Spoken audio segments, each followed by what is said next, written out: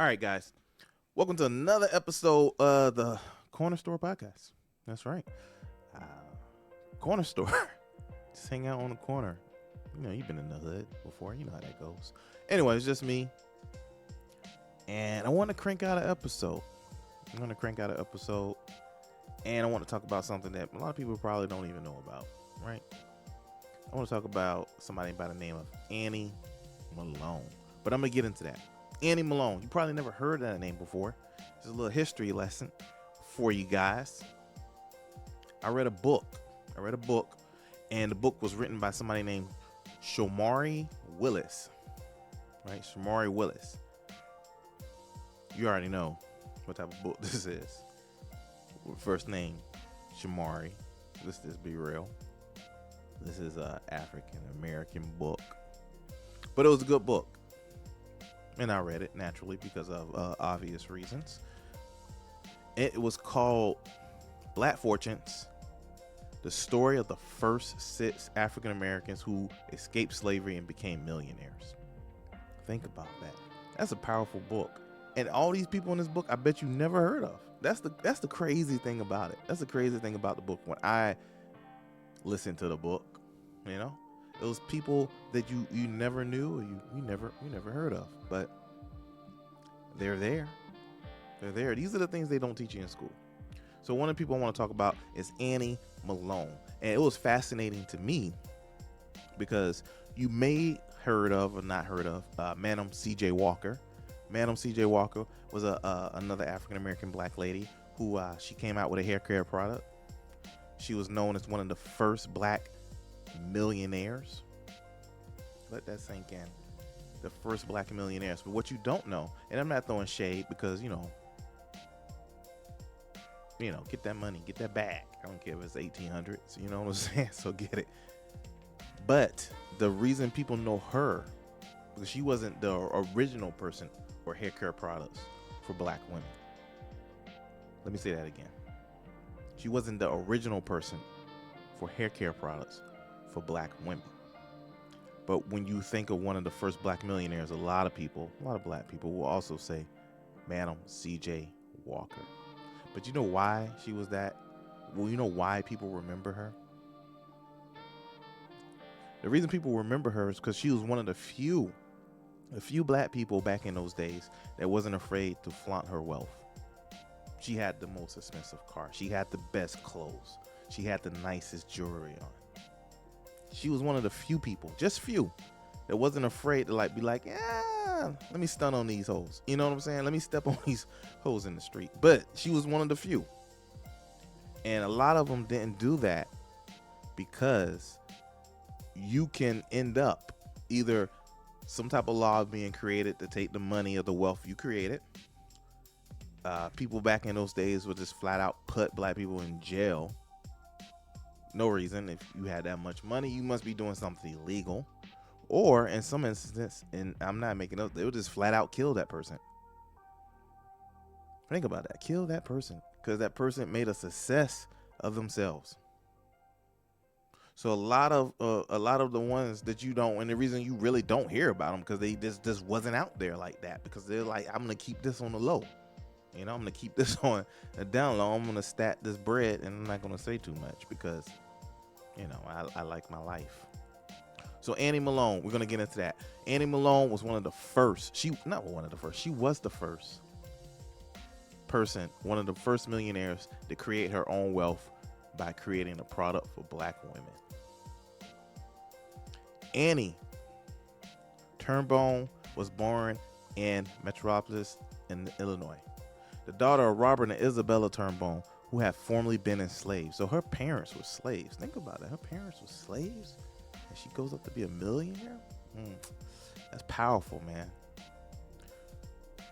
When her father went off to fight for the Union with the 1st Kentucky Cavalry in the Civil War, Isabella took the couple's children and escaped from Kentucky, a neutral border state that maintained slavery. After traveling down to the Ohio River, she found refugees in Illinois. Annie Turnbull was born on a farm in Metropolis, Massachusetts County in Illinois, the 10th of 11 children. Orphaned at a young age, she attended public school before moving in 1896 to live with her older sister, Ada Moody, in Illinois. There, Tobron attended high school, taking particular classes in chemistry. However, due to the frequent illness, she was forced to withdraw from class. While out of school, Tobron grew up fascinated with hair care and hair care products. She often practiced hairdressing with her sister. Just the talent. The expertise in both chemistry and hair care, Tobron began to develop her own hair care products. At the time, many women used goose fat. Dang. Goose fat. All right, I get it. Heavy oils, soap, and bacon grease. That bacon grease can work. I mean, I would like a girl who smelled like bacon. Putting two of my favorite things together. Bacon and women. I don't know. That sounds cool, you know. No, she's thick. She smells like bacon. She's not skinny. So, okay. Bacon grease, the straightened their curls, which damage both the scalp and the hair. Damn. By the beginning of the 1900s, Tobron moved with her older sister, they moved to Brooklyn, Illinois. While experimenting with hair and different hair care products, she developed and manufactured her own line of own non-damaging hair care strengtheners, special oils, hair stimulant products for African American women. She named her new product Wonderful Hair Grower. To promote her new product, Tobron sold the Wonderful Hair Grower in bottles door to door. So she was on the grind. Hair products and her sales began to revolutionize hair care products methods for all African American women. In 1902, Tobron moved to St. Louis, where she and 3 employees sold her hair care products door to door as part of her marketing. She gave away free treatments to attract more customers. Due to the high demand for her products in St. Louis, Tobron opened her first shop in 1902. She also launched a wide advertising campaign in the black press, held news conferences, toured many southern states, and recruited many women who she trained to sell her hair products. Recruited women to train hair and trained them to sell her products door to door. What's that like? Mary Kay. This was Mary Kay before Mary Kay. Everybody know who Mary Kay is, but this is the lady. This is the stuff they don't teach you. This is the lady. One of her selling agents, later known as Madam C.J. Walker, this is how you know, operating in St. Louis and later in Denver, until a disagreement led Walker to leave the company. Walker allegedly took the original Provo formula and created her own brand of it. That's what I'm talking about. I'm not throwing shade, but people need to know the originator. This developed one of the reasons which led to Tobron to copyright her product under the name Provo. Because of what she called fraudulent intimidation to discourage counterfeit versions, Provo may have received this name from a world devotional society. It may have combined of a married names Annie Poe and her sister Laura Roberts. Okay, I didn't need to read that sentence right there. Whatever. Due to the growth in her business, in 1910, Tobron moved to a larger facility on 3100 Pine Street. All right, let's get into her personal life. In 1992, she married Nelson Pope. The couple divorced in 1907. Dang. That's only, 5 years? Okay, all right. She's like the Oprah. She married this dude. I would have stayed in there, bro. She's a hustler. On April 28th, 1914, Annie Tobron married Eugene Malone, a former teacher and religious book salesman. By 1920, Annie Malone had become a multi-millionaire. Listen to this guy. By 1920, she was a multi-millionaire. In 1920, hustling. In 1924, she paid income tax of nearly $40,000.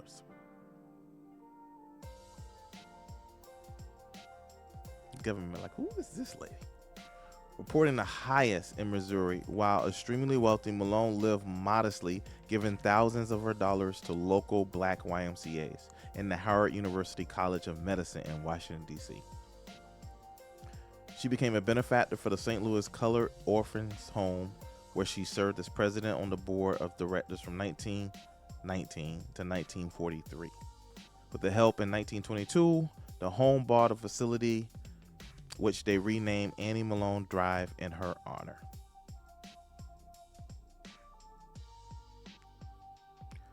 On May 10th, 1957, Annie Malone suffered a stroke and died at Chicago's Providence Hospital. Childless, she had bequeathed her business and her remaining fortune to her nieces and nephews. At the time of her death, her estate was valued at $100,000. St. Louis has an annual Annie Malone parade in support of children charities. That's dope. I didn't know St. Louis was doing it like that. So that's dope. But there you go. Annie Malone. Look it up. Just another face, another name in history that did something big, that did something cool. It's another episode of Corner Store Podcast. Thank you guys for coming and listening. And I will catch you on the next one.